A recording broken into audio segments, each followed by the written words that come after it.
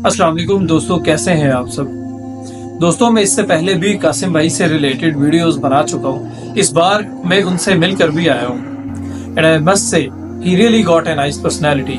मैं उनके अखलाक से बहुत ज्यादा मुतासिर हुआ हूँ। अपनी बात शुरू करने से पहले एक इशू जो मैं आप सबसे डिस्कस करना चाहूंगा, इशू जो काफी दिनों से मुझे फेस करना पड़ रहा है। जैसा कि मैंने आपको बताया कि मैं इससे पहले भी कासिम भाई के हवाले से वीडियोस बना चुका हूँ और मैं आपको क्लियर करता चलूं कि मैं उनका सपोर्टर नहीं हूँ। लोग सोचते हैं कि मैं उनका सपोर्टर हूँ और उनकी चीजों को, उनकी वीडियोस को प्रमोट कर रहा हूँ। काफी लोगों ने मुझ पर उनका सपोर्टर होने का टैग भी लगा दिया है। हालांकि मैं अपनी वीडियो में हमेशा न्यूट्रल रहा हूँ और लोगों को हमेशा यही कहता आया हूँ कि आप खुद तहकीक करें, क्योंकि हर शख्स इख्तिलाफ राय रखता है और आपकी मर्जी है कि आप उसे एक्सेप्ट कर दें या डिनाई करें। इसके बावजूद भी लोगों का मुझे उनका सपोर्टर कहना समझ में नहीं आया। खैर, मेरा मकसद सिर्फ ये है कि मुझे जो इल्म है वो आप तक पहुंचाया जाए ताकि आप लोगों के लिए आसानी हो। बाकी मैं हमेशा अपनी ऑडियंस से यही कहता हूं कि आप तहकीक करें फिर किसी नतीजे पे पहुंचें। मैं ये कभी नहीं कहूंगा कि जो मैं कहता हूं आप वही जो है तो उसी पे अमल करें कि मतलब वही सही है, जितनी तहकीक मैंने कर ली है वही अनफ है और आप मेरी तहकीक के बयान पर ही यकीन कर लें। ऐसा बिल्कुल नहीं है, आप उसको बिल्कुल ना माने, आप खुद तहकीक करें। देखिए, हर शख्स शऊर रखता है और तहकीक कर सकता है, लिहाजा आप खुद तहकीक करें और जो आपकी समझ में है आप उस पर यकीन कर लें। अब जहां तक मेरी बात है तो मैं जितना उन्हें समझा हूं वो एक इंतहाई सादा इंसान है और बहुत ही नाइस पर्सनैलिटी रखते हैं। उनका बात करने का अंदाज, उनका पूछने का स्टाइल, इस चीज ने मुझे जो है तो बहुत मुतासिर किया। मैं उनके पास काफी देर बैठा रहा और काफी बातचीत भी हुई, लेकिन मतलब मुख्तलिफ टॉपिक्स पे भी मैंने उनसे सवालात किए। कुछ उनके ड्रीम्स के मुतालिक भी थे। अब एक सवाल जो मैंने उनसे किया वो बहुत ही कॉमन था। मैंने उनसे दाढ़ी से रिलेटेड सवाल किया। अच्छा, उसकी एक वजह थी। उसकी वजह ये थी कि मैं जब भी अपने किसी दोस्त को या रिश्तेदार को कासिम भाई के मुतालिक बताता था तो सबसे पहले जो सवाल वो मुझसे करते थे वो दाढ़ी भरी होता था। तो इसलिए मैंने सोचा कि उनसे दाढ़ी के मुतालिक पर्सनली पूछा जाए, जिस पर इन्होंने कहा कि अगर मैंने लोगों को धोखा ही देना होता तो मुझे दाढ़ी रखने में कितना वक्त लगता। अब उनकी ये बात काफी जो है तो मुझे भारी लगी, काफी इम्प्रेसिव लगी। और दूसरी जानिब अगर एक शख्स खुद को इमाम मेहदी मानता ही नहीं तो फिर मेरे ख्याल में उनसे दाढ़ी के मुतालिक सवाल कोई मायने नहीं रखता।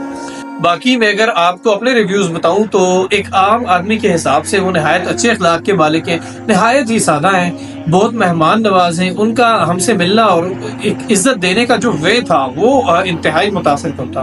लेकिन मैं आपको फिर भी बता दूं कि मेरा ये कहना कि वो अच्छे इंसान है ये हुज्जत नहीं है इस चीज का कि आप यकीन कर लें कि यही इमाम मेहदी हैं। मैं फिर आपसे कहूंगा कि आप तहकीक करें, तहकीक करने के बाद आप किसी नतीजे पर पहुंचें, क्योंकि तहकीक हर शख्स पे लाजिम है। अच्छा, आप एक वीडियो देखें, शायद आपको आवाज से सही समझ ना आ सके। वीडियो के बाद मैं आपके लिए इसको एक्सप्लेन भी कर दूंगा। मैं आपका ज्यादा टाइम नहीं लूंगा। काफी मेरा क्वेश्चन आपसे ये जो 20 जनवरी के हवाले से अगर आप मुझे थोड़ा क्या बेसिकली आया वो 20 जनवरी 2024 ही है या नहीं? मुझे ऐसा कोई ड्रीम नहीं आया। सीधी बात मैं करूंगा, मुझे ये ड्रीम्स आए हैं कि पाकिस्तान को कमजोर करने की कोशिश की जाती है। मतलब ये जो ये जनवरी में भी क्लैरिटी नहीं है। नहीं, मुझे कोई ड्रीम नहीं आया। ये वैस नसीम के मुल्ला आजम उनको पता होगा। आर्मी के ऊपर एक वक्त ऐसा आता है कि हालात मुश्किल हो जाते हैं कि उनके पास असला खत्म हो रहा है, यानी रिसोर्सेज खत्म हो रहे होंगे। जाहिर सी बात है, आर्मी को मूव करने के लिए पेट्रोल चाहिए, दूसरे रिसोर्सेज चाहिए, तो शायद कम हो जाएंगे, जिसकी वजह से वो उस तरह से मूव नहीं कर पाएगी जिस तरह से वो मल्टीपल बॉर्डर्स पे अटैक करते हैं। तो आर्मी इस हिसाब से ना मूव नहीं कर पाती।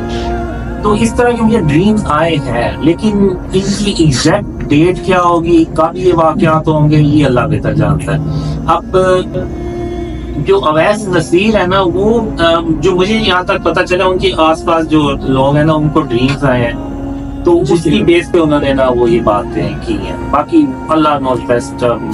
मैं तो यानी मुझे तो अगर ड्रीम में आ भी जाए ना तो मैं यानी इस तरह से नहीं प्रिडिक्शन करूं कभी कि वो 20 जनवरी या इस तरह कुछ हो रहा है। तो ये उनका अपना मौक़िफ़ है, मेरा मुझे ऐसा कुछ नहीं। اگر ویسے بھی نا اللہ تعالیٰ کی سنت دیکھنا، اگر یہ عذاب کے بارے میں یا قرآن میں جو اس طرح ہوتی ہے نا، کبھی بھی اللہ تعالیٰ ایگزیکٹ ڈیٹ نہیں دیتے ہوگی. لیکن آپ نے وہ آیتیں سنی ہوگی کہ ان اللہ عند المساء، قیامت کا علم اللہ تعالیٰ کے پاس ہے. ٹھیک ہے، بہت ساری چیزیں اللہ تعالیٰ نے 5 کر دی.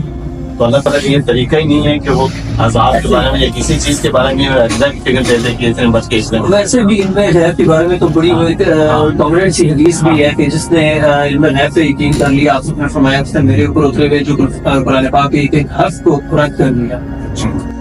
اچھا، جیسا کہ آپ ویڈیو میں یہ دیکھ چکے ہیں کہ میں نے ان سے 20 جنوری کے متعلق بھی سوال کیا کہ اس کی کیا حقیقت ہے، لیکن میں ان کا جواب سن کے حیران رہ گیا. انہوں نے صاف کہہ دیا کہ بھئی میرا 20 جنوری والے معاملے سے کوئی تعلق نہیں ہے. یہ بات اویس نصیر کہتے ہیں. میں نے نہ کوئی ایسا خواب دیکھا ہے اور نہ ہی ایسی کسی بات کا دعویٰ کرتا ہوں، اور اگر میں ایسا کوئی خواب دیکھتا بھی تب بھی اس کی اس طرح سے پریڈکشن نہ کرتا. یہ ان کا اپنا موقف ہے. اب یہاں میرا بات کرنے کا مقصد یہ ہے کہ اس وقت بہت سے لوگ 20 جنوری کے انتظار میں ہیں. اگر یہ خواب محمد قاسم کو آیا ہی نہیں تو لوگ کیوں اس خواب کو اتنی اہمیت دے رہے ہیں؟ اگر تو یہ خواب قاسم بھائی کو آیا ہوتا تو ماننے میں میرے خیال سے کوئی قباحت نہ تھی، لیکن ایک عام آدمی کو خواب آنا اور اس خواب میں اتنی بڑی پریڈکشن کر دینا اور پھر لوگوں کا اتنے بڑے پیمانے پر اس کا یقین کر لینا میری سمجھ سے باہر ہے. بہرحال میں صرف وہی چیزیں بیان کر رہا ہوں جو محمد قاسم نے مجھ سے کہیں. باقی واللہ اعلم. اب اس کے علاوہ اور بھی کافی ٹاپکس پر میری ان سے گفتگو ہوئی تھی. میں کوشش کروں گا کہ ہماری ملاقات کی پوری ویڈیو بھی اپلوڈ کر دوں. آواز میں ایشو آ سکتا ہے، اس کے لیے پہلے سے معذرت، کیونکہ میرا مقصد صرف ملاقات تھا، اس لیے میں پراپر کیمراز اور مائک وغیرہ کا انتظام کر کے نہیں گیا تھا. تو اگر آپ لوگ چاہتے ہیں تو مجھے بتا دیں، میں وہ ویڈیو بھی جیسی ہی میرے پاس ہے ویسی ہی اپلوڈ کر دوں گا. شکریہ.